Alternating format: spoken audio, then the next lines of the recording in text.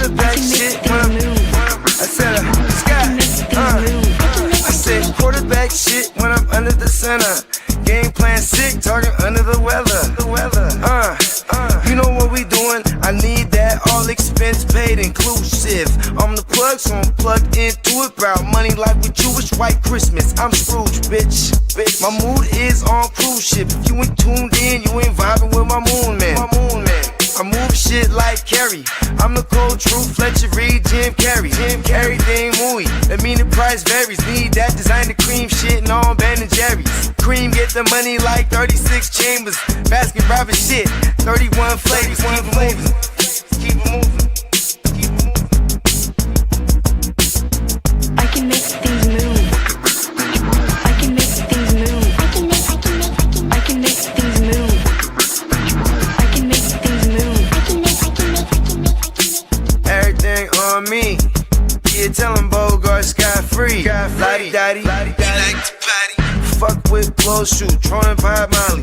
Heard I carry weight, move packs like a dolly. And I stay fuming, clock me doing Godspeed. Business booming, back-to-back trips, moving multiple units. Got mules, got universal soldiers, getting money for sure. Yeah, we ain't shrugging shoulders. You think I'm lucky getting over, made it far, cause I'm sharp, fuck a 4-leaf clover. On my 89, minus the flat top. Getting packs off, smoking on the cash crop. Money talk, if you're broke, then you can't talk. Play a never-ending ball game, Sandlot. I can make things move. I can make things move. I can make things move. Getting money when I land there. Smoking all loud so I can't hear. And if your boys bring the noise, all y'all pussies getting scraped pap smear. Codeine got me leaning, tower pizza. Put your boy on point, pyramid of Giza. I'ma rock like this till I'm an old geezer. No pizza parlor, but we deliver pizzas. Ask Uncle Sam, I'm taxing. Look, ma, no hands, telepathic. I can make things move, I'm carefully calculated when I make these moves. I run shit, don't let me get loose. I'm all about my decks, trying not to get goosed. Keep it moving.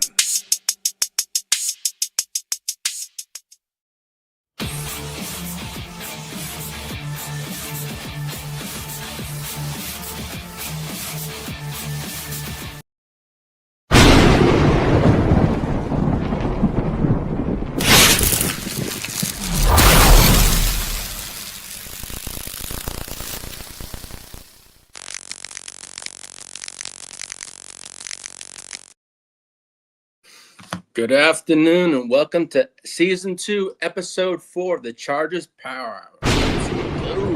Everyone's having a wonderful day, a wonderful weekend. Happy Friday. Well, on that note, let me call this episode, I'm going to call this one Speed Kills and Herbert is coming for the AFC West. And I'll start it off with this. The NFL schedule will be released next Thursday, so we'll know the schedule for the Chargers, AFC West opponents, the 49ers, and so on. But hey, I'm looking forward to it. And let's get back. All right, JD, you want to hit that Neon Peacock merch?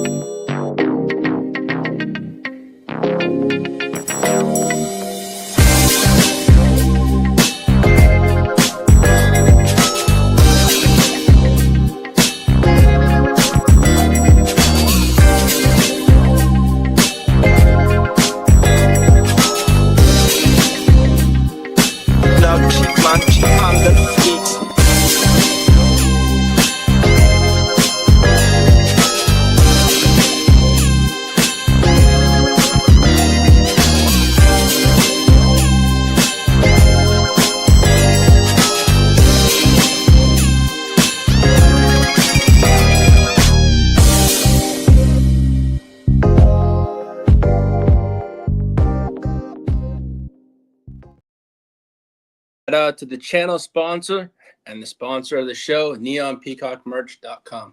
Before we get into it, I mean, Peacock's got it all over there. He's got custom hoodies, custom t-shirts, Hoodies, hats, coffee mugs, drinkware, pillows, framed artwork. Hey, if you can't wear it, can't drink from it, can't hang it on your wall, there's no other better artist than Peacock that does it all. I mean, he has an upcoming sale that starts, it's a Memorial Day sale, $13 tees, up to 40% off everything. Starts 5/18 at 10 o'clock in the morning, Central Time, and it ends on 5/26 at 5 p.m. Central Time. That's 40% off everything. That's the Memorial Day sale. So head on over to neonpeacockmerch.com. Click on the subscribe button to put your email in there, and you'll be all set with all the sales and all that stuff. But as I said, head on over to neonpeacockmerch.com.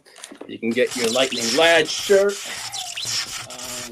There's everything you can get on there and then you can just contact Peacock if you want anything custom made. He'll do it for you. He does it for us. He does it for anyone, but he does some fantastic work.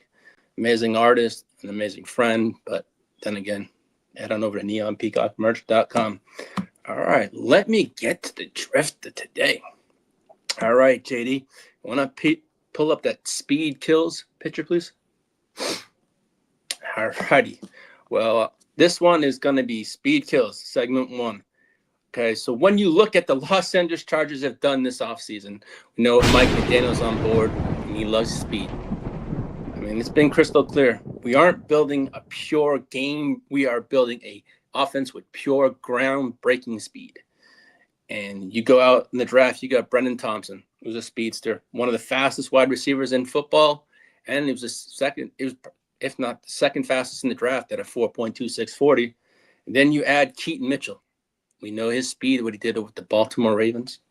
I mean, who's already proven he's got elite home run speed at a running back position. Now, all of a sudden, we're talking about a roster that features the second fastest wide receiver in the entire NFL based on his 40-yard dash time. And you got Keaton Mitchell. Hey, shout out. Hey, welcome to the stream. And then that's just not speed.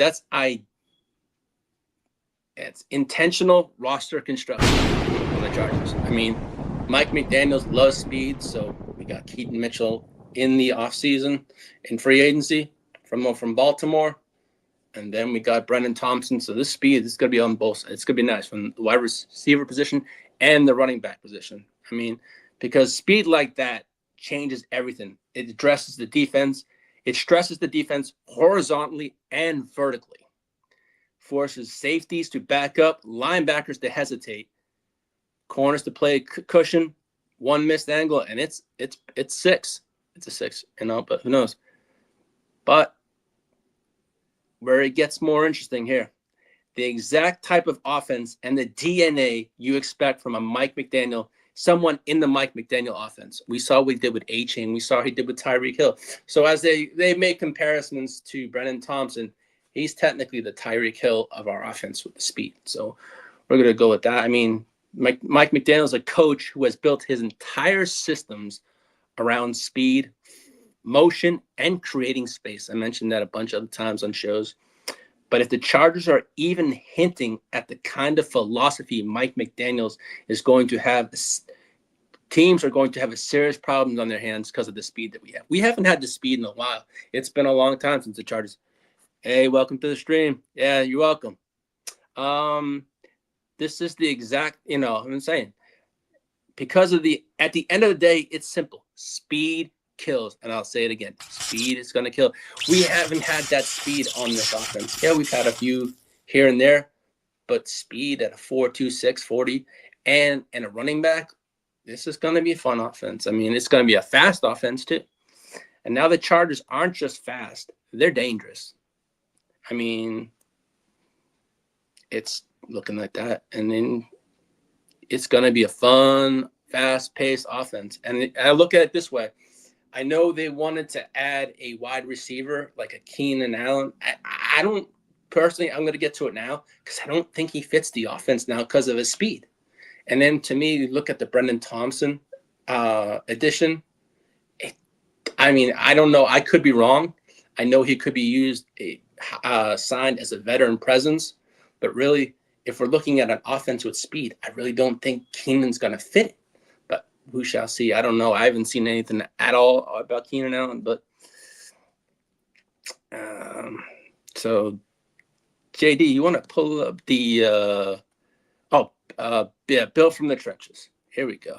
Let's talk about the biggest issue that led this team back last season, and it was protecting Justin Herbert. Y'all know I talked about how many times each week he got hit. How many times I was literally like, come on, we need an offensive line. Well, Justin Herbert was sacked 54 times last year. Yes, I said 54. He was top 3 in the league getting hit last year and sacked. That's not just a stat. That's a problem. It's also a problem how you get your quarterback from not being available playing also. And exactly why the Chargers fans were loud all season long and demanding a change. And we got that. I remember I was stressing all offseason, I want an offensive line. Protect, protect, protect. Well, ask, can you shall receive? Well, Chargers fans got that. Now that the front went all in the way some fans wanted, not quite, but let's be real. They put in some serious work to reshape this offensive line. In the free agency, we got the pieces here and there that fit the scheme for Mike McDaniel. Then in the draft, we got 4 offensive linemen. From left to right, man. You start with Rashawn Slater coming back. Your anchor, your cornerstone, your elite blindside protected. That's a guy you trust, and Justin Herbert protects. Behind him, you got the intriguing depth with Travis Burke. 6'9" monster came out of Memphis. The Chargers, they traded up. They got him. Versatile, upside. And then when it comes, remember I mentioned it maybe 2 shows ago, we got Isaiah World. He is not going to play this year, but next year, he's going to be on the pup all year, but that's a position I needed next year. We already taken care of that. So let him heal up this year. Who's recovering from a torn ACL, but long term, it's not just long term. It's an upside pick also for the future. And at left guard, big changes. We lost Zion Johnson, and then in comes Trevor Penning. Well, I'm not sold on the Penning, but I know that's not going to be true. I think Penning is basically a depth piece for us, along with Kawede Asawaki and rookie Jake Slaughter. So Jake Slaughter is probably going to slide into where Penning would play at left guard. So he would be a depth piece just in case there's an injury. That's what I feel. But it's going to be Jake Slaughter that's going to slide over to the left guard. And then it gets interesting. Then there's real buzz that Slaughter could slide inside and make an early impact. If that hits, you're looking at a young athletic guard who can also play backup at center. He is going to be our center of the future, Jake Slaughter, but he can play left guard. So it's going to be multiple positions. What I've talked about on the show many times is when we draft players, get players that can play in multiple positions, because we always have the injuries. So it's going to be easier. And then, as I said, speaking of the center, that might be the biggest upgrade on the entire line. And that was Tyler Biadasz. He comes in and immediately stabilizes the position, pair him with Slaughter, and then suddenly this entire offensive line group looks a lot more solid compared to what it's been in recent years. I just want to see Herbert not getting hit close to 10 times a game. If we can cut that down drastically, it'd be great, because what we saw last year, as I said last year, we had a total of 16 combinations on the offensive line. That led the NFL, I believe, last year for any team. So, and I know I mentioned this morning, Peacock said, wow, you all beat us. I said, yeah, we were up there with you all. But Biadasz is going to be a huge help. No more Bradley the Clown Bozeman. And then at right guard, it's all about competition. You got Cole Strange, Logan Taylor, and then you also got Ben Cleveland, who I missed out. Yeah, it's Brendan. Yeah, our O-line, Brendan, compared to last year, it's a lot different. It's confusing, but remember, we're going to get Alt and Slater back, so our line is going to be there. Yeah, it does confuse me too, but I'm waiting till camp comes, then the depth chart comes, and then I can have a better idea of who's playing where and what's going to go on. But no, at least, I know center last year was a horrible position for us, Brendan, and that was bad. The Clown was the worst, and that's why I called him the Clown, because every time Herbert was hit, he was either missing a assignment, whatever. So it's last year. But I forgot we picked up Ben Cleveland last year too. So that's going to be 3 guys. Yeah, Yeah, it's true. But you all took care of your offensive line too. That was very impressive what y'all did. That was nice. But yeah, as I said, we got Ben Cleveland. So that's 3 guys battling it out that may not be flashy, but it's deeper, more competitive, and that matters. As I said, we didn't go out in free agency spending at Neiman Marcus. It was like thrifts. It really was like scheme fits, and we didn't really spend much. I mean, we spent, it was like Biotish was our biggest prize in the free agency, I felt. And then you got Cole Strange here and there. But then you look at right tackle. This is a huge one. The return of Joe Alt. That's a foundational piece for this offense. We know what Justin Herbert is. When Joe Alt is in that lineup, he's not hit. The man has a clean jersey. And that's one thing. When you saw him in that lineup, Herbert wasn't hit. But when he was out of that lineup, Herbert was hit constantly, nonstop. So, and hopefully I know he's fully healthy and ready to go, but behind him, they have Trey Pipkins. He brings experience. Nothing I wouldn't say as a starter, but he's been a spot starter because of the injuries in the past couple of years. But, I mean, he's basically a death piece again. But he brings experience, even if it's been a bit up and down for him. And then don't sleep on the supporting cast. And you got Alex Ingold, who was brought in at fullback, and Charlie Kolar, the blocking tight end. So those are the kind of additions that help in the dirty work pause and run blocking, pass protection, the little things that don't always show up in the stat sheet. But they hopefully in the time they make a big difference for us. But the bottom line for my Chargers, this offensive line is deeper pause, more athletic, and more competitive than it was 1 year ago when it was a travesty when we were rolling out every single week. It was horrible. It was like, I remember just writing down like on a piece of paper, 1, 2, clicking off how many times Herbert was hurt. But so hopefully I don't have to keep track this year of how many times. And hopefully it's going to be a lot less than one hand, not 2 fingers, because 2 hands. Because I was like, yeah, this is a lot. It was almost double digits a lot.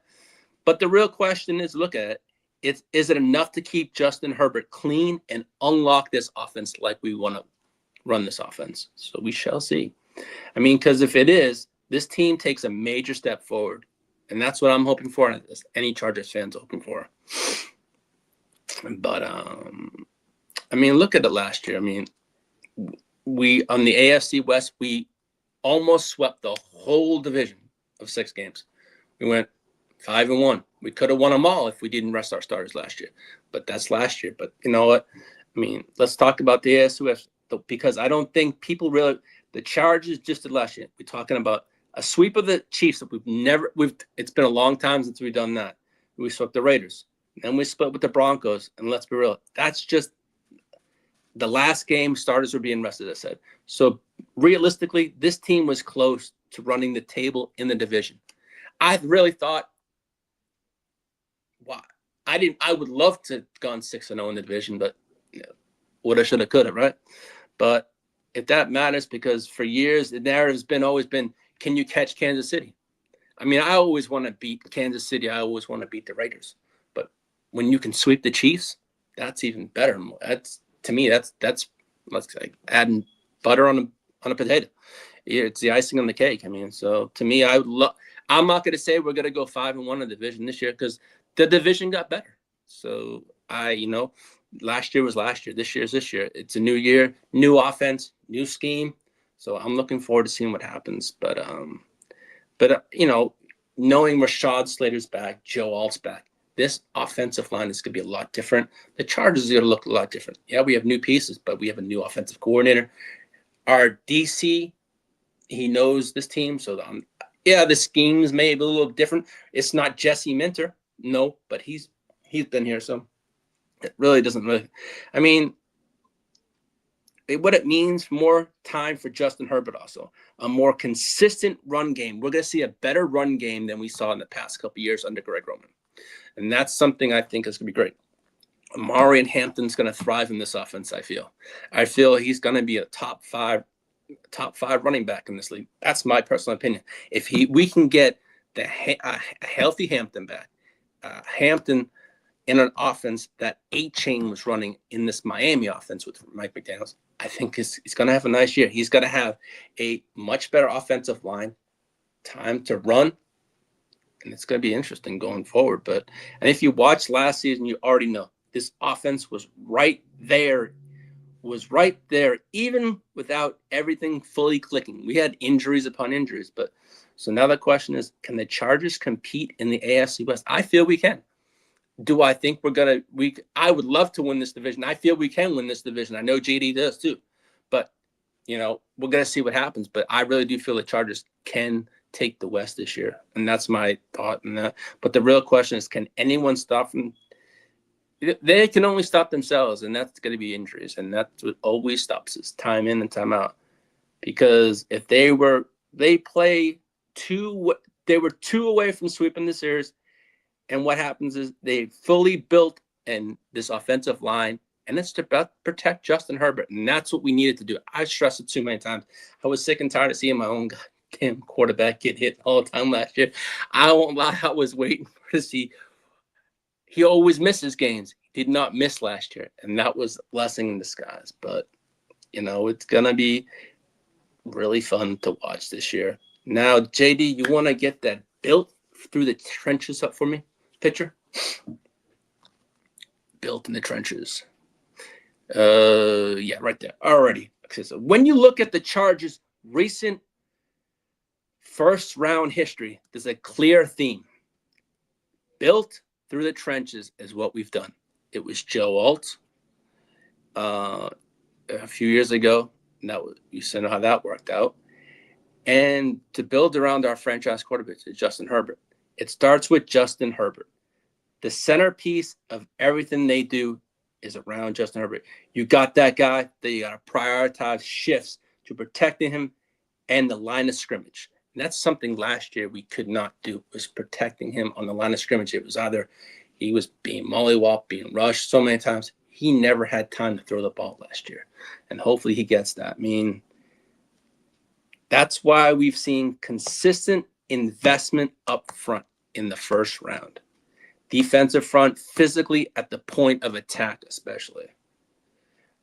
This isn't a flashy skill position, but it's a heavy approach pause, and it's international. It's about creating stability. Winning in December is what we want to do. Winning December and January, and giving your quarterback the structure to elevate everything else around him and the players around him too. And heading into the draft, we didn't expect the philosophy to change. If anything, it's only gotten stronger, that offensive line. So that's going to be a blessing. I mean, I'm looking forward to seeing who is where at what position. We know where Joe Alt's going to play. We know where Sean Slater's going to play. We know where Biotish is going to play. But I'm curious to see in these camp battles as who's going to take these guard positions, because, I mean, we did pick up Travis Burke. We picked up Cole Strange. But we're going to figure out where all these players come along. And it's going to be nice. But now, I know the NFL just released the strength of schedule. So, JD, do you mind pulling up that picture? The strength of schedule? There we go. Well, here we go.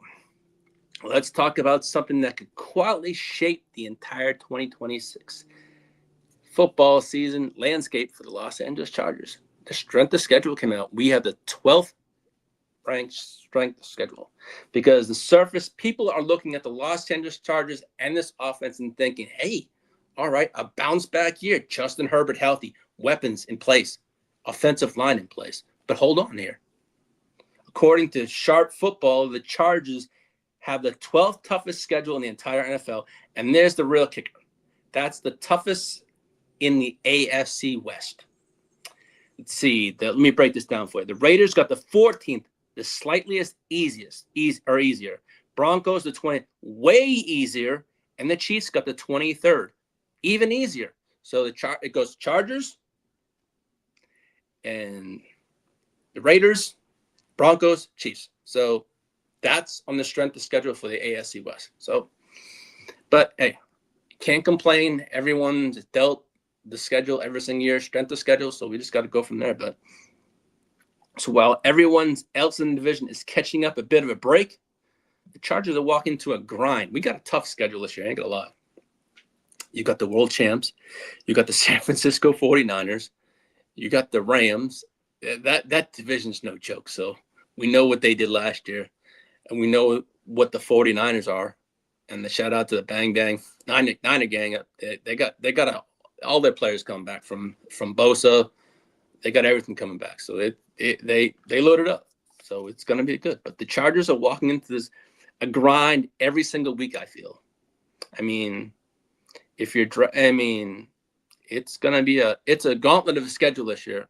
And I think in the next episode down the road, when the schedule comes out, which is going to be next Thursday, I think I'll make my prediction what I feel we can be record-wise. But right now, that really not makes no matter. So wait for the schedule to come out. I know what we did in the draft. I know what we did in the free agency. I don't know what additions we're going to make. I mean, that will come out camp cuts and stuff like that. But if you look at this division might come down to who survives the schedule, not just in talent, but if the Chargers can overcome this. And that's the injury bug. And I swear to God, I'll say it all the time. That injury bug is a curse. We're cursed every year with that. But that tells you everything about how dangerous they really are. But seriously, for me this year, I'm not going to say, oh, we're going to go this far. I'm going to be taking, hey, I always put my expectations high. I feel we can win the West. Don't get me wrong. But this schedule we have is a difficult one this year. But, I do like some of the additions that we have made, and I'll lead that into the next topic I'm going to talk about. JD, you mind pulling up the Travis Burke picture? All right. Travis Burke, 6'9", 300 plus pounds, came from Memphis. Now, this is a player who we traded up for, and the more and more I look at it, he's going to probably play tackle, which is going to be nice. But let's get one thing straight about the Los Angeles Chargers trading up for Travis Burke from Memphis. That wasn't a luxury move. That wasn't let's see what happens pick. No, this was a legit pick. That was for protection, and protection we needed for Justin Herbert. I think Travis Burke, Brandon, to answer your question, is going to play one of these guard spots. And I think the other one possibly could be Cole Strange. But we don't know about these camp battles. I mean, that's why I said there's players that got to fight it out for these spots. But I really do feel Travis Burke is going to be one of them, and probably Cole Strange the other, and then everything else. I don't know how dominoes are going to fall. But I think that this is the protection that Justin Herbert has needed. If you look at the last two seasons, our offensive line has been straight rabosh, trash. It hasn't been, besides you look at Joe Alt and Slater. Yeah, but everything else has been nothing. It hasn't been. So the front office technically took in what happened last season and said, we have to protect Justin Herbert. Well, Joe Ortiz, Jim Harbaugh, and the Chargers, they went, what's at stake? You got Rashad Slater and Joe Alt back, the two cornerstone tackles. That's fantastic. Both coming off significant injuries, and behind them, Trey Pipkins, who's battled durability questions throughout his career mainly. He's hurt here and there. He's got something going on. So, I'm not sold on always him. So what do? You take a gamble on Travis Burke. And you don't just cross your fingers. You go out there and get insurance. And Travis Burke, we end up getting. And that as I said, we did trade with New England. We got 3 picks for number 55. Those 3 picks that we got, we used the correct way. And he was one of them. So this is what I'm looking forward to. I know I remember saying, oh, man, we went 5 draft picks. We ended up with 8. And 4 of them were offensive linemen. And I was happy as pie. I know a lot of Chargers fans were so ecstatic when 50% of the draft picks were on the offensive line. That was showing one thing. It was protect your investment. Because don't protect your investment. Basically, it's calling it a day. You got to protect Justin Herbert. It's like you got to protect any kind of quarterback. Get an offensive line. The Texans did that. They did that in the draft too. They have upgraded their offensive line tremendously. So shout out to Peacock and Brendan. Y'all did that. And that's one thing I was impressed with the Texans on that. But I'm going to talk about Travis Burke. This guy was a real swing tackle value, I felt. 30 games at left tackle, 16 at right tackle. That's what I said. He can play both positions. So that's what I wanted, was a player that can take multiple positions. This is going to help us.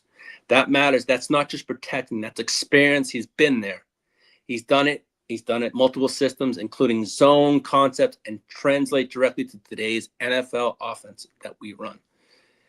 Now, yet at 6'8", the pad level is always going to come up. And part of the conversation with tackles is built like that is there's one thing, the movement skills. It's kind of hard for big boys, big guys like that, pause, get around. Well, the edge, he plays with it. Finish, he's a nasty finisher. That's one thing I did notice about his tape from Memphis. He finishes off plays pretty damn nicely, and that's a good thing. Something we got to have.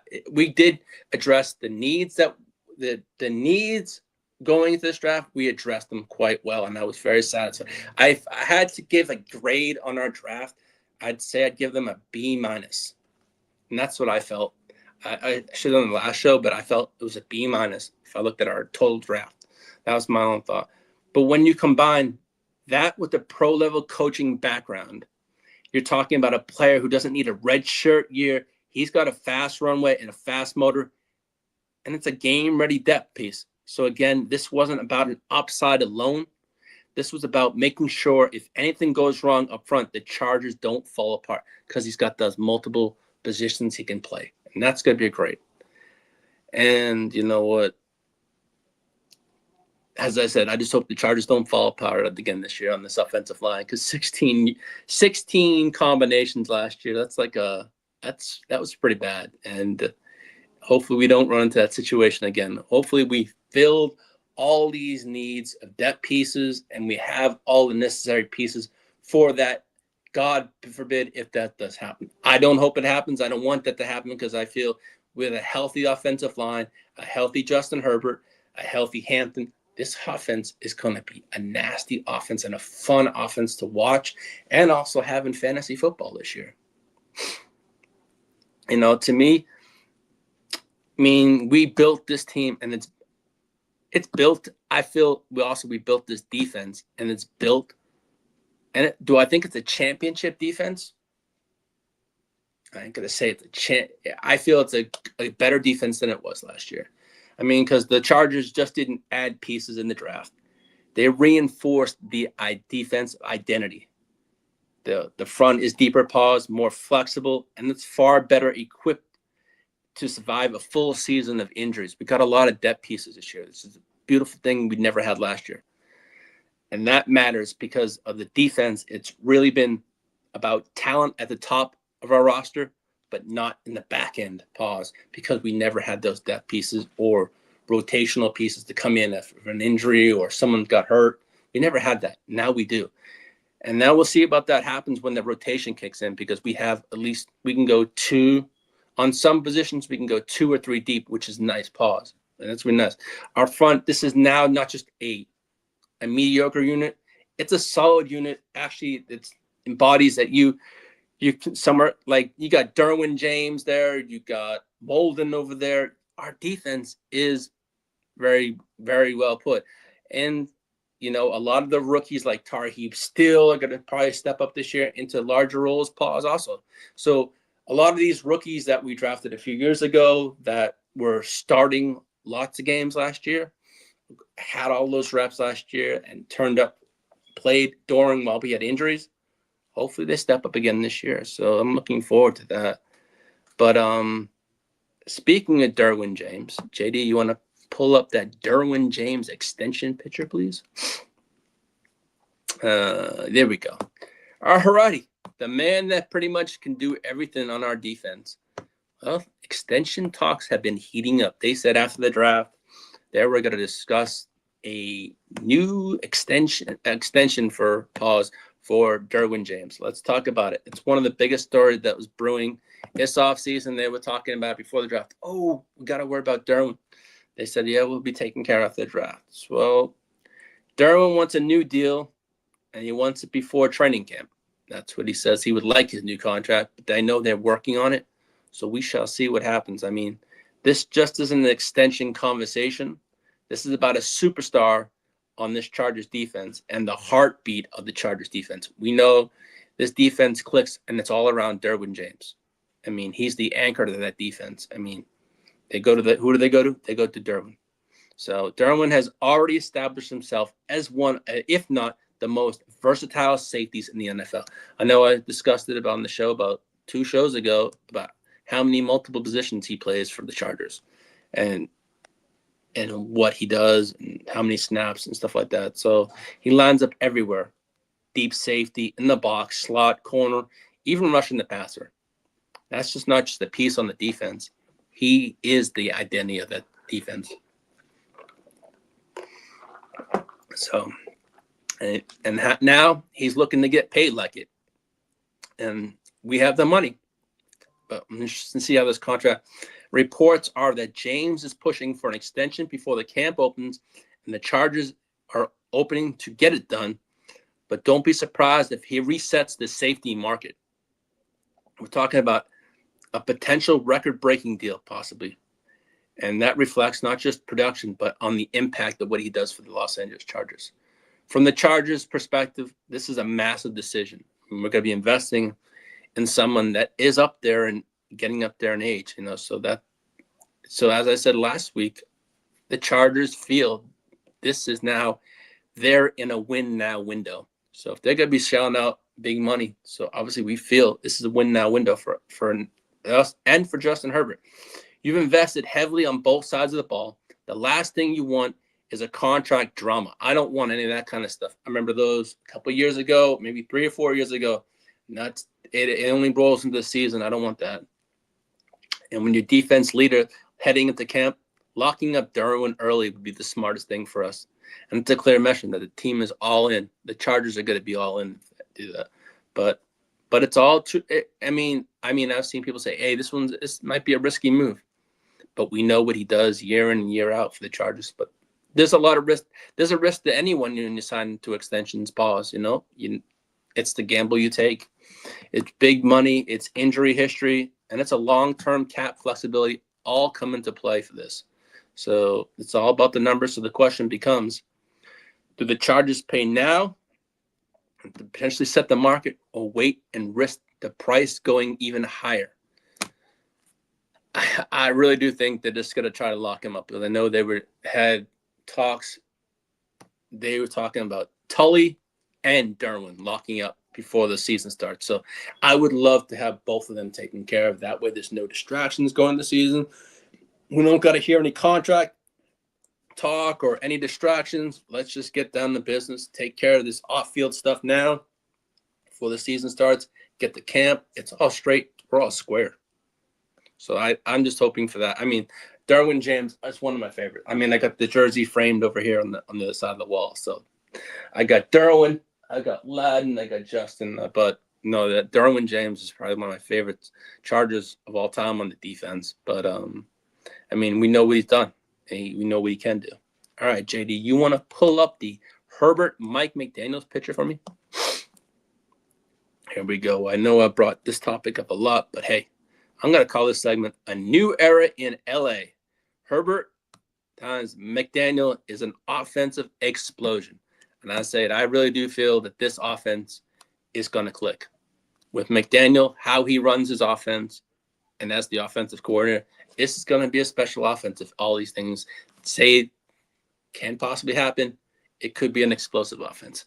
So let me not dance around it too much. Let's just get to the point. If this is a pairing that hits the way it should be, we're looking at one of the most dangerous Los Angeles Chargers offense in over a decade, at least for me. And honestly, it might not even be that close. You already got Justin Herbert, one of the most physically gifted quarterbacks in the league. Elite arm talent, can make every throw and can quality throw one of them, and is one of the toughest quarterbacks out there when it comes to standing in the pocket. We saw that he's taking the hits last year. And that's one thing I love. He's gritty. He takes, but I don't want to see my quarterback this year take those kind of hits. I don't think he's going to take the hits that he took last year. So I'm hoping for him. But when it comes to standing in the pocket and taking those hits, but here's the truth. For most of his career, Herbert hasn't been fully unlocked. I'm hoping he gets unlocked this year. The scheme has been fine, not special, not tailored, not maximizing what Justin Herbert can do and his potential. As I said, I always said the Greg Roman offense was not for Herbert. I think it was a run offense. Yeah, he threw, but we saw what he did with Kellen Moore, and we saw what he did with Moore, and then the old Colts coach, what was his name? Shane Steichen. I didn't know the name would come to me. We saw the numbers they put up in both of those years, in his rookie year, and then with Kellen Moore. So to me, Mike McDaniel is a lot different than both of those two. So we're going to see a lot more different, and I feel that. So on that one, something happened there. My bad. So on that, I really do think. I mean, you got Herbert.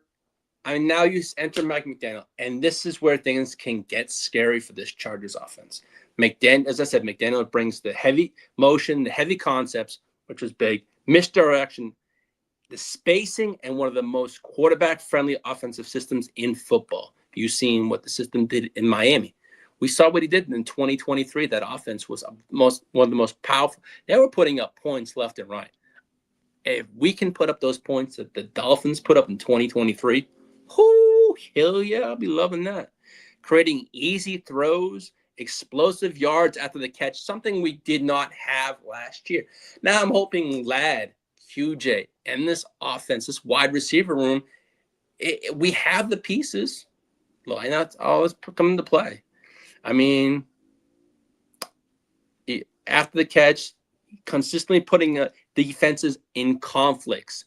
That's not by accident. That's by design. Mike McDaniel is going to draw plays for this offense that's going to be fun to watch and keep them on their toes. And I think that's going to be the fun part about is how he manages each game and schemes up things for this offense. This is going to be fun. Now imagine that system with Herbert's arm.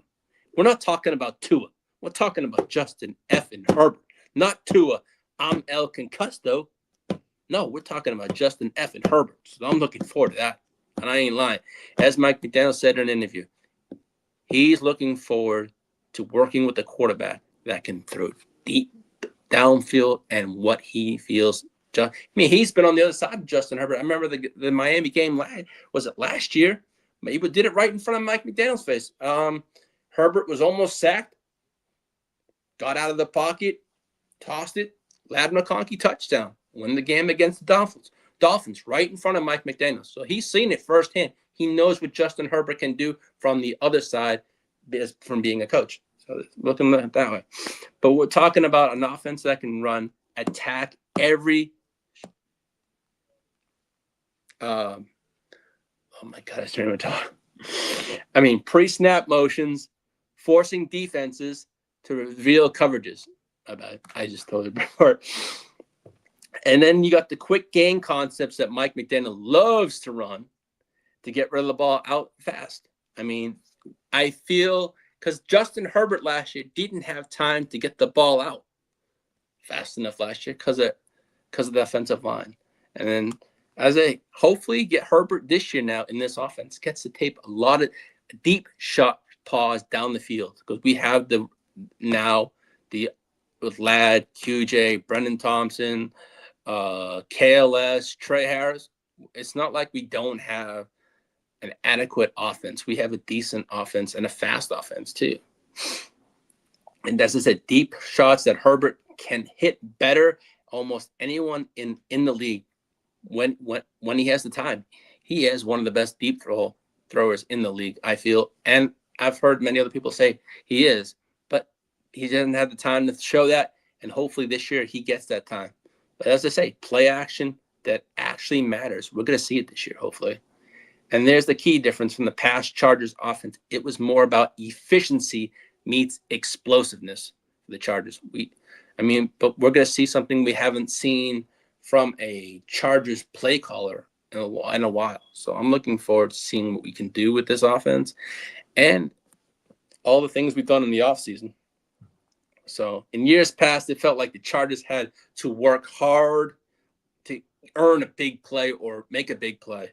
Now with McDaniel, big plays are manufactured, and hopefully they come fast and they come often. If our personnel is even remotely optimized, if the run game is competent and then the receivers can separate and create space after the catch and the yak, this offense jumps from talented offense to a top tier offense. And that's what we're expecting from the Mike McDaniel's hire. This is going to be the offense he had in Miami. Yes, I know this is going to be for 1 year, or hey, I would love it for longer, but I really do feel it's a 1 year offense for us. So it's take it while you can. I mean, I think we can be a top tier offense if we stay healthy and this offense clicks. I mean, it's all about clicking in camp and then going from there and clicking to the season. It's going to be fun. I mean, and let's be real, the AFC is a loaded offense. You got the Buffalo Bills, you got the Ravens, you got the Texans. There's so many teams in the NFC. It is a loaded AFC, just as well as the NFC. But to me, I mean, offenses led by guys like Patrick Mahomes and other guys who can drop 30 on you without blinking an eye. We've seen that. The Texans drop points on us. The Ravens can drop. Well, the Ravens, we'll see what they're about this year. I mean, there's a lot. The Buffalo Bills, I'm looking forward to that. I can't wait for this schedule to come out. I want to see that when that Buffalo Bill game is in the new Highmark Stadium in Buffalo. Chargers, hey, Justin Herbert and Josh Allen. To me, that screams primetime TV. Two of the best quarterbacks. I mean, deep ball throwers that can put out points. I'm looking forward. I'd love to see that on a primetime game. I'm hoping it is. I mean, do I feel Mahomes is going to be the Mahomes that we all know of? No, come on. He's coming off an injury, a serious knee injury. So are we going to see that Mahomes as scrambles? I don't think you see that this year. I think that's why they heavily invested in the run game with Walker, Emmett Johnson in the draft. I think that the Chiefs this year lean heavily on the run game to ease pressure off Mahomes. That's my personal opinion, and that's from their seeing what they did in their off-season moves and in the draft, and they addressed their defense. Nothing. They had one pick out of their whole draft picks that was on offense. Other than that, everything else was defense. So they want to protect Mahomes because of this injury. So to me, that offense is going to be a very run-heavy offense to protect Mahomes over Kansas City. I'm not worried about that, but you'll see Mahomes, the normal Mahomes we got last year, probably next year. It's usually the injury he had. It's usually the year after. You're going to see hopefully that. I mean, I don't wish injury on anyone, but hey, if you get a 50% Mahomes, I mean, even to get a 50, Mahomes is Mahomes. He's going to do his thing. He still can sling the ball. That pause, but that gives the Chargers an identity. But yeah, I'm saying it now. If Herbert and McDaniel clicks the way it should and how everyone else is talking about the Mike McDaniel and Justin Herbert, oh, wow, this offense is going to be special.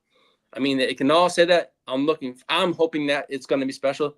This isn't just the best Chargers offense in 10 years. This is a potential to be a top 5 offense in the entire NFL. That's what I feel, and I think a lot of people feel exactly the same way because of all the pieces that are there. You can have the pieces. You just got to put the pieces to that puzzle together, and when you do that, things can happen. But a lot of things have to take into play to happen also. Health is a big thing. Chemistry is a good thing. So all these things are going to come into play, and I feel if that all happens, this offense can be a top 5 offense.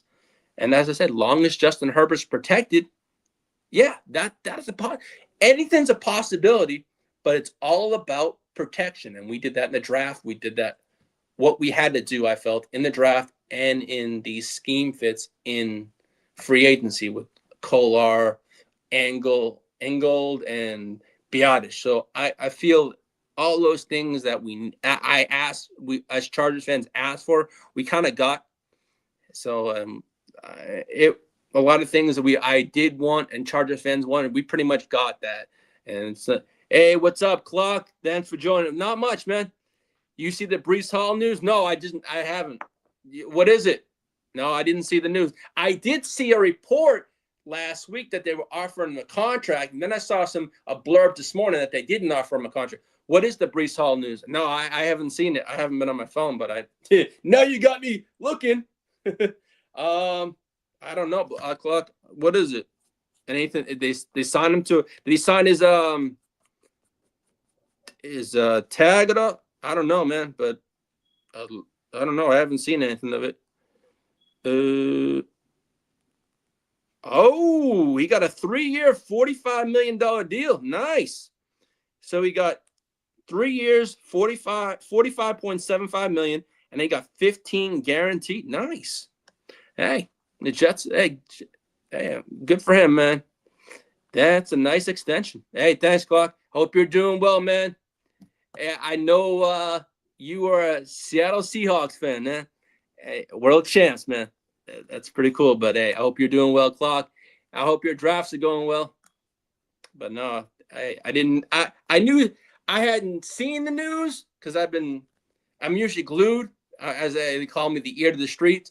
I've been glued to this, but you know what? I appreciate it, man. But hey, but I really appreciate it. I hope you're doing well, and I hope you have a wonderful weekend, Clock.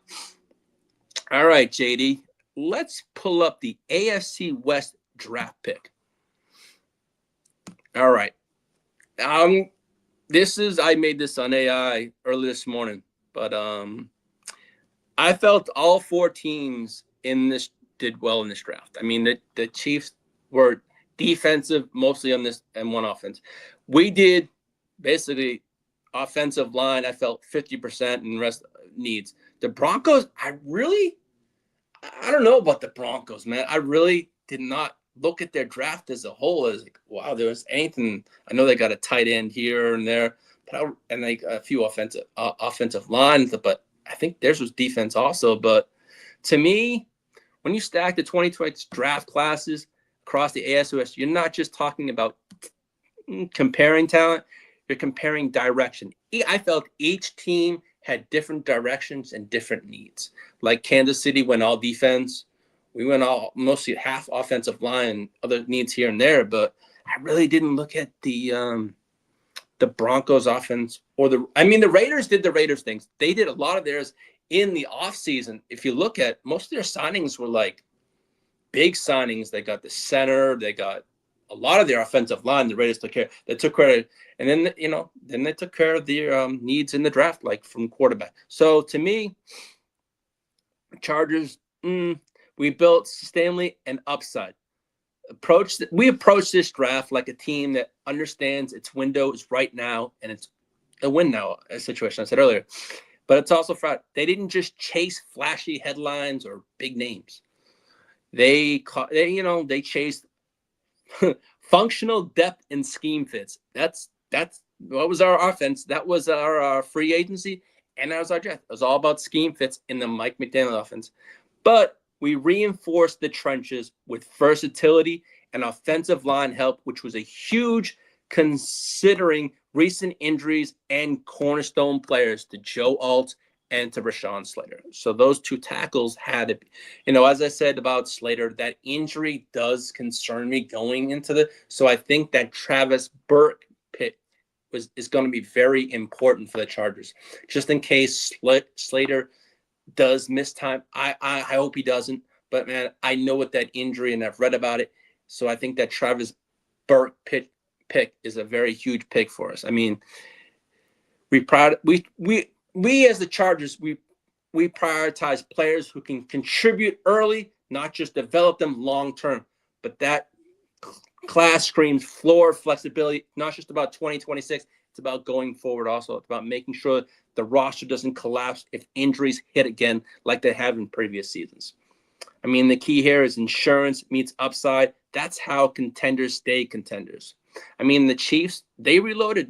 They weren't rebuilding. They reloaded on the defensive line. Man, if you look at from everything, they really didn't add speed. Well, they did that in free agency with Ken Walker, but they kept the offensive explosive intact. but they got a lot of good pieces over on that defense. I mean, there was a couple names that it's like, okay, wow. But the Raiders as I said, they did all theirs in free agency, but they got their quarterback, Mendoza. They got another running back in Washington. I mean, they targeted physicality and toughness, especially on their defense, and players that bring attitude and tone setting ability. They got a couple nasty players for the offensive line. But then again, they had to build around a line for Mendoza. But the only thing the Raiders didn't address is the wide receiver position. That's the only thing I now, who knows, they may do something, but I'm not sold on the Raiders offense. But then again, they do have Brock Bowers and all that kind of stuff. They have Alvin and Genti. But to me, I thought the Raiders would get like a wide receiver in free agency that would stand up. But I didn't follow what they did. I just knew what they did in the offensive line and all their big free agency things. So to me, but as I said about the Broncos, a lot of their players that they got in the draft were all system fit. There was never no star players or big names. It was mostly system fits, just like the Chargers did on scheme fits for us. So I felt the Denver Broncos, they drafted players tailored to their offense and defensive systems. We know they have a great defense, but their offense, we shall see. Yeah, they added Waddle, but they added a running back here and there. But to me, it's about built around maximizing the current roster rather than overhauling it. So really, a lot of these teams in the AFC West this year was filling needs and filling that pieces that need. Because you look at it, that everything was done in free agency for the Raiders. The Broncos really had a quiet offseason, I felt, besides Waddle. Other than that, you didn't hear much from the Broncos. So we shall see. But I expect them to be. They are the champions of the AFC West, so it's time to dethrone those chumps. But on that, who do I feel at the best draft?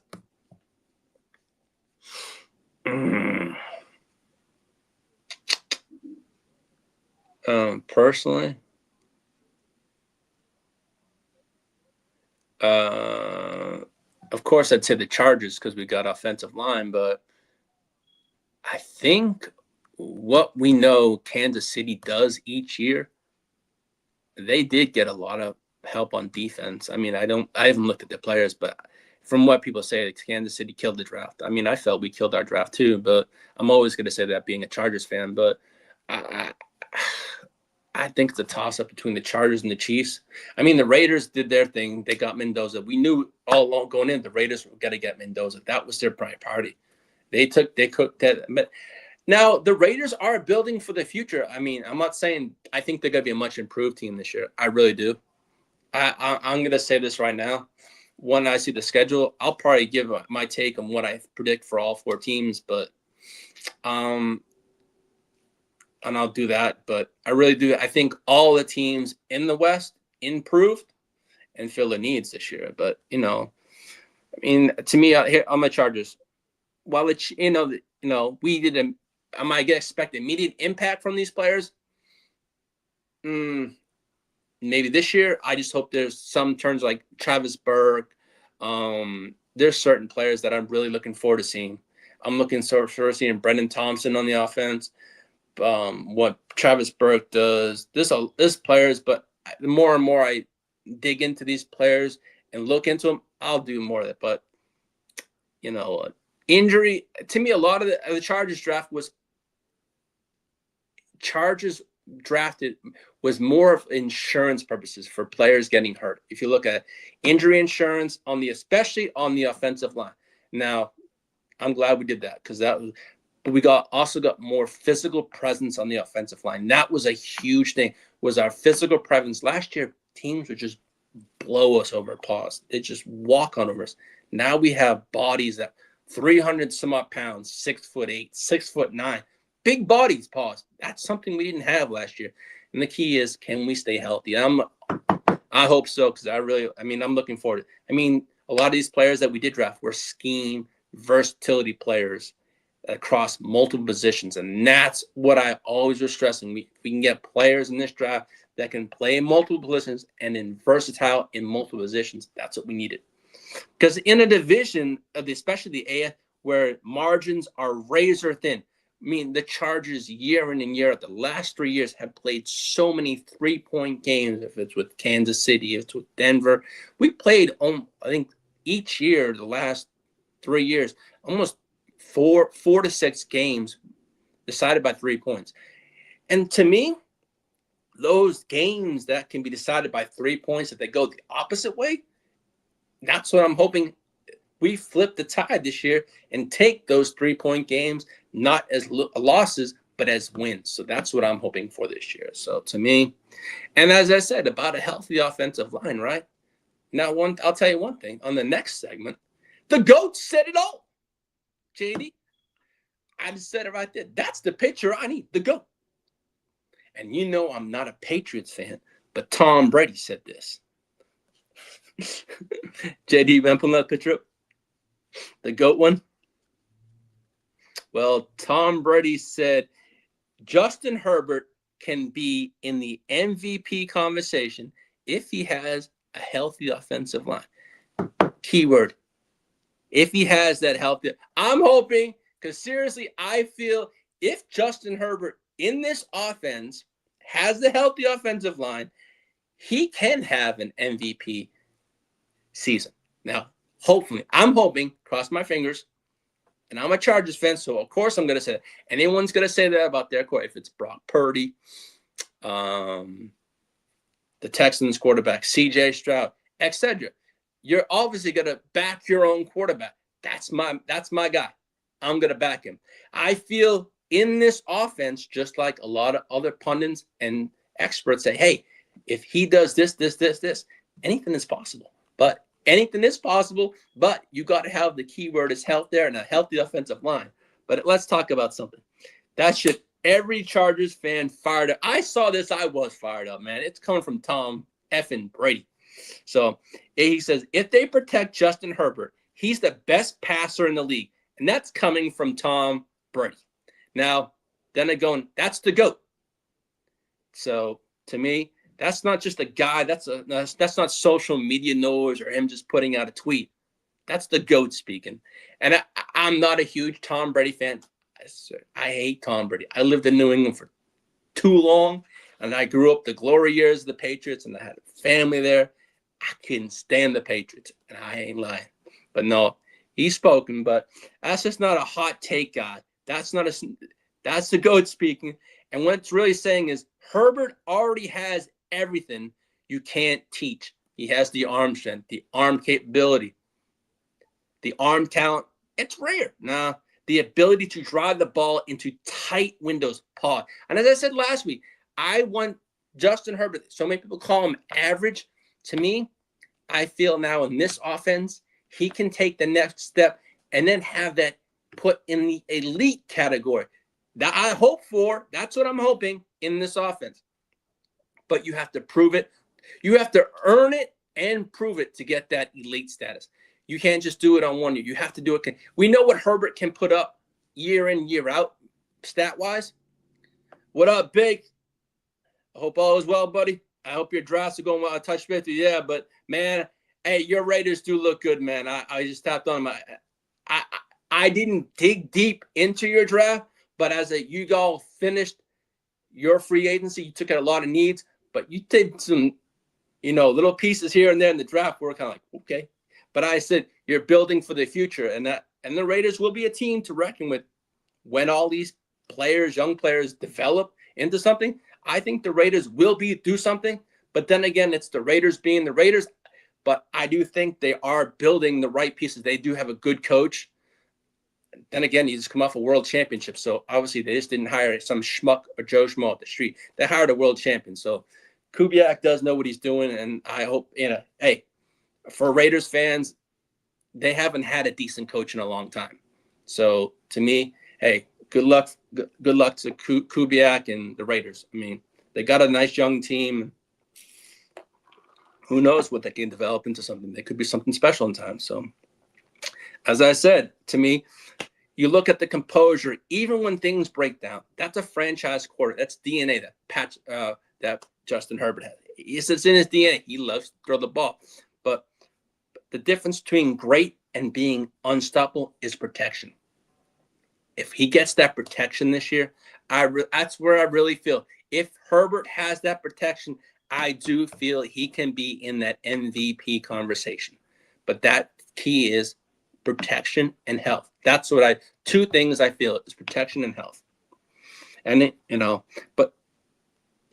because we've seen it when Herbert has a clean pocket, when he can actually step up and throw the ball. When the offense stays on schedule, he looks like the best pure passer in football, period. And as I said, I'm always going to say that about my quarterback because that's my quarterback. No panic, no wasted motion. Just he can be surgical. When he's on point, he's on point. But I feel in this offense, he can be the quarterback that we all know he's capable of doing. It's just about being putting the players in the right situations. They're going to scheme everything right. And I feel for this. And I think Mike McDaniel is going to enjoy with Justin, and he's going to scheme some wonderful. I can imagine the trick players are going to come out. So this whole season really comes down to one thing for me. Can the Chargers keep him upright, keep his jersey clean, and keep him not being hurt? So to me, that's the biggest question. It's going to be health. Because if they do that, this offense isn't just good. It can be dangerous. And if they don't, we're having the same conversations we had the last few years. So to me, Tom Brady already gave you a blueprint. Keep Justin Herbert jersey clean, protected, and some good special things can happen. As I say, protect 10 and watch what happens. And that's what I'm going to say. Protect 10, watch what happens this year, and good things can happen for the Chargers this year. So now, JD, you want to pull up that Good Morning Football picture? So this was I saw this on Good Morning Football a few mornings ago. Manti Te'o and Seth Rollins talking about their predictions for the AFC West. I think one had the Chiefs coming in first and the Chargers. They both had the Chargers second place. One had the Chiefs and one had the Broncos winning the division. So we shall see. I mean, we got Manti and we got dropping their way too early AFC West predictions. I mean, if it gets interesting, both of them actually have the Chargers finishing in second place in the division. So there you go. Manti, come on, you're a Charger, you bum. And you had Denver, the donkey's asses, coming in first. Come on, Jay, you want to put that up for a second? Yeah, that's crazy. Yeah, that was nuts. But Manti, Denver, Chargers, Chiefs, Raiders. Then Seth Rollins loves his Bears. Chiefs, Chargers, Broncos, Raiders. You know what? That's why I put in the picture. Way too early predictions. We're not even at training camp. Send me Jaden. Yo. Oh, and nice guys, huh? Yeah, now that the draft is over, Bakes, we see, because I think I did address my quarterback need. I think I drafted Mendoza over in nice guys. So I think I may have solved my quarterback spot, but we can talk, buddy. I'm your Huckleberry. Yeah, but it's all good. I mean, I do think the AFC West this year is going to be a fun division to watch this year. It's going to be, I'm looking forward to it. As I said earlier, we're not going to get the Mahomes we're normally used to seeing. We'll get that next year probably. We're going to get the Chiefs. We're going to get a Chiefs offense, but we're not going to get the Mahomes. Are we going to see Fields on the field a little bit? I don't think so. They said Mahomes is going to be ready. But I also read this morning that Kansas City is not going to rush him. But we know Mahomes is going to want to be out there week one. So, and as the Chiefs do want to protect him from himself. So we shall see. Are we going to have Patrick controlling it, or are we going to have the Chiefs saying, hey, let's hold back? But I do think we could see Mahomes on the field. I don't think we see Justin Fields. Come on, Justin Fields. Yeah, they signed him as a precaution just in case they need him. But I do think we see the Mahomes on there. I mean, I'm looking forward to seeing what Denver does with Waddle. I'm seeing if Bo Nix can take a step forward, come on now. Bo Nix can trip over his own doopy ass ankles. They're all like, they're not straight. They're like this. If you look at a picture of him, a man's a walking like, I don't know what I say it. I'm gonna save my height for the season because I'm gonna try and get better at that. I'm gonna try and I know Bakes. I'm gonna try. Shout out to PB&J. What's up? Thanks for joining me, man. But no, I'm just gonna. I'm trying to tone it down a little bit because I do have guests from other podcasts coming on from the Chiefs, a Chiefs podcast, and I'm gonna try and hold back my hate a little bit, but I know I can't hold back completely, and that's the first. I have to try. I can try, but I can't promise. That's something I've known that's gonna be a fun thing. But hey, Bakes, I want to hear what's your prediction for the AFC West. I'd love to hear. Bakes, you're in the chat. You're a Raiders fan. I know you love your Raiders. I know I have the Raiders probably right now without seeing the schedule, probably 6, maybe 7 wins. That's just my take from the Raiders. I think you've upgraded many different positions from you got to have a second year at Genty. I think it's going to be special because you guys have an offensive line. So I think Genty is going to have a big year. Long as it's not against us, but then again, you play us twice a year. Well, we're in the same ballpark. I said 6 to 7. So, hey, I mean, I'm not seeing your team, but man, I when the schedule comes out, man, I don't see the Raiders winning 6 games over last year. Yeah, but that's a hell of an improvement. But that offense, as I said, when this offense for the Raiders gets growing together as a young, I think they're going to click and be fine. That's what I'm saying. It can be a scary offense. And now that you have a qualified coach, not an old man like my old neighbor, crazy old Pete Carroll, who needs a senile home, I ain't going to lie. You can clip that. He needs a senile home. It's time to get out of the game, Pete. You and the kids go bye-bye. So, JD, you want to pull up that undrafted free agent picture? All right. I remember mentioning a few players that I was happy that we were able to get in the – what's up, Derek? Salute, brother. That's my brother, Derek. He's a diehard Cowboys fan, so shout out to him. The Cowboys had a wonderful draft. I know Derek's excited about Caleb Downs. He's excited about his Cowboys. He's got George Pickens back. He's all locked and ready for the season, and I know Bakes is ready. I know Derek's ready. I know Dennis. I know Bogey. I know you're all ready for Vegas, man. We're not that far away. We're only a couple months away. We'll be in Viva Las Vegas. So, yeah, let me get to those undrafted free agents. I know I was kind of excited about a couple of the players that we did pick up. And I know one of them was Isaiah World, who I mentioned earlier. So the Chargers may have I'm ready too, man. I know the Chargers may have quietly pulled off one of the sneakiest undrafted free agent classes in the entire NFL, man. Yeah, I'm ready too, Derek. You ain't lying. And Bolt fan, I'm fired up about this. Let's start off with Tucker out of Weston, Michigan. This dude was the MAC Defensive Player of the Year and somehow still went undrafted after leading the entire nation with 14.5 sacks, 21 tackles for loss. And in 2025, let's sink in, 14.5 sacks, and then the NFL passed on him. Come on now. And he's going to be playing for the coach that coached him in college in Western Michigan, Chris O'Leary. So he has familiarity with Chris O'Leary. Chris O'Leary knows him, and he knows Chris O'Leary. So this is going to be a beautiful marriage, I feel, in time, But a lot of scouts question the level of competition and the fact that he only had one truly dominant season in college. But the Chargers clearly saw something different. And honestly, this feels way more like a targeted acquisition than a random just dart throw, pick in the middle. Hey, we're going to pick him. No. I mean, I didn't know anything. I did see his name during the draft.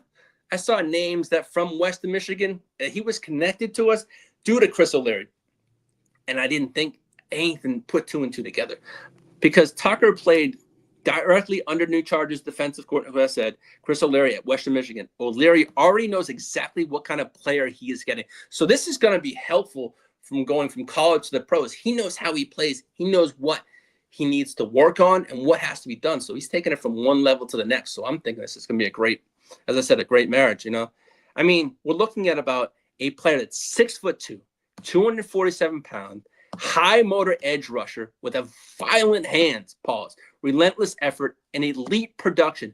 He forced fumbles last season and posted a 93rd percentile pass rush grade. The Chargers even gave him $287,000 guaranteed, which basically is late round draft pick money for an undrafted free agent. So obviously the Chargers did see something in him, or Chris O'Leary had this player circled. Hey, if he's not drafted, we have to get this player. So, hey, that tells you as an organization believes he has a real shot to make the roster and contribute right away. I would love that. I mean, he's going from college to almost he knows the system, so it's not going to be a huge learning curve. He's going from college to pros, but Chris O'Leary is going to know how to get this. So this one may end up being an absolute steal if he gets healthy. And this is who I said was Isaiah World. I remember mentioning him before the draft started as a player I would like to draft. In the draft, we didn't have to. We got him undrafted.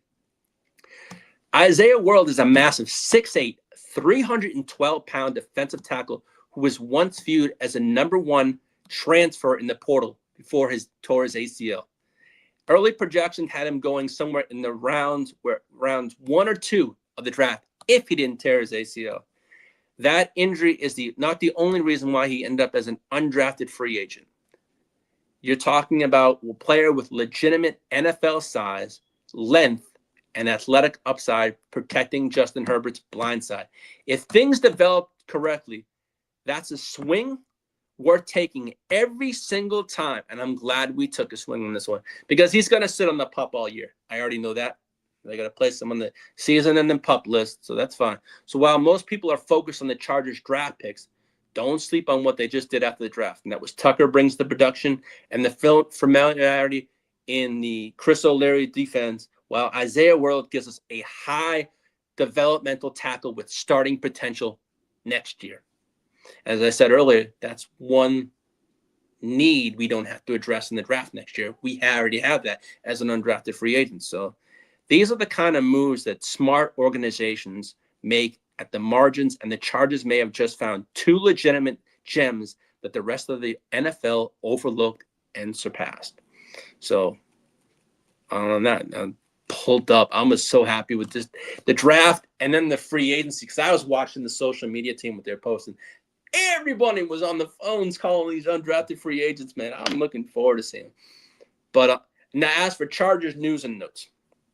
Now, I know we lost Owe. Well, the Chargers are projected to receive a 3rd-round comp pick in 2027 for Owe leaving. I did not know what if it's going to be a 3rd or 4th, but it came out the Chargers are going to get a 3rd-round pick from that. Now, as for the Chargers offensive tackle Travis Burke, who I mentioned earlier, he signed a 4-year, $5.5 million rookie contract. Oh, now I saw this blurb today. Junior Colson's spot with the Chargers is not 100% safe. So, due to the injuries the past 2 years, he if he's going to be on the field, he has to really play to get another contract for, or he probably could be on his way out.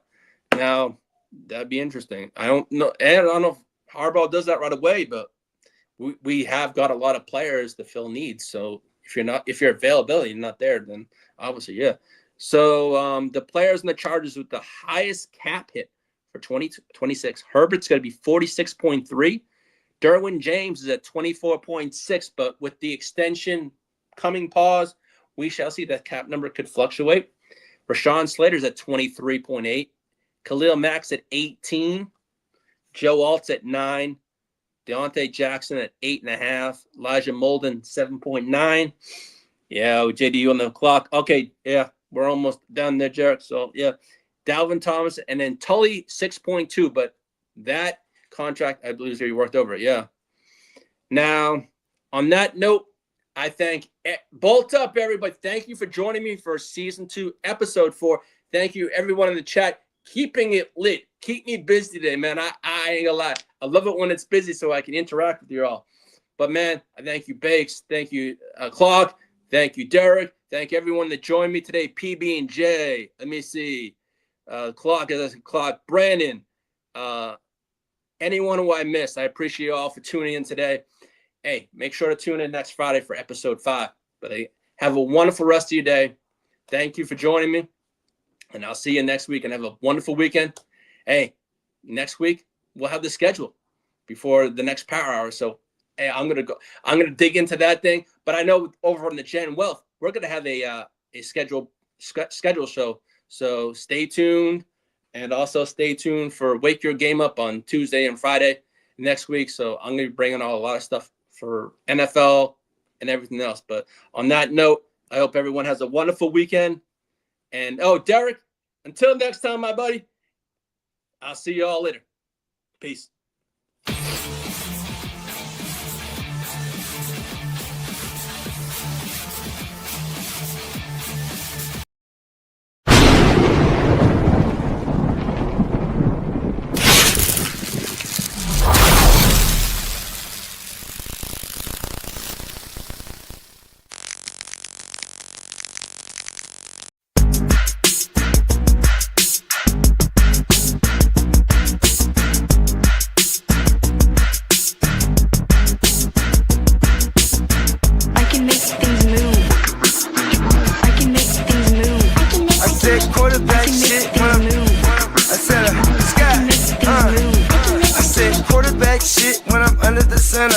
Game plan sick, talking under the weather. You know what we doing? I need that all expense paid inclusive. I'm the plug, so I'm plugged into it. About money like with Jewish white Christmas. I'm Scrooge, bitch. My mood is on cruise ship. If you ain't tuned in, you ain't vibing with my moon man. I move shit like Kerry. I'm the cold truth, Fletcher Reed, Jim Carrey. Everything mooey, that mean the price varies. Need that designer cream shit and all Ben and Jerry's. Cream get the money like 36 chambers. Baskin Robbins shit, 31 flavors. Keep it moving. I can make things move. I can make things move. I can make things move. I can make things move. Everything on me. Yeah, tell him Bogart scot-free. Lottie-dottie, he like to potty. Fuck with blow shoot, throwing 5 Molly. Card I carry weight, move packs like a dolly. And I stay fuming, clock me doing Godspeed. Business booming, back-to-back trips, moving multiple units. Got mules, got universal soldiers, getting money for sure. Yeah, we ain't shrugging shoulders. You think I'm lucky getting over, made it far, cause I'm sharp, fuck a 4-leaf clover. On my 89, minus the flat top. Getting packs off, smoking on the cash crop. Money talk, if you're broke, then you can't talk. Play a never-ending ball game, Sandlot. I can make things move. I can make things move. I can make things move.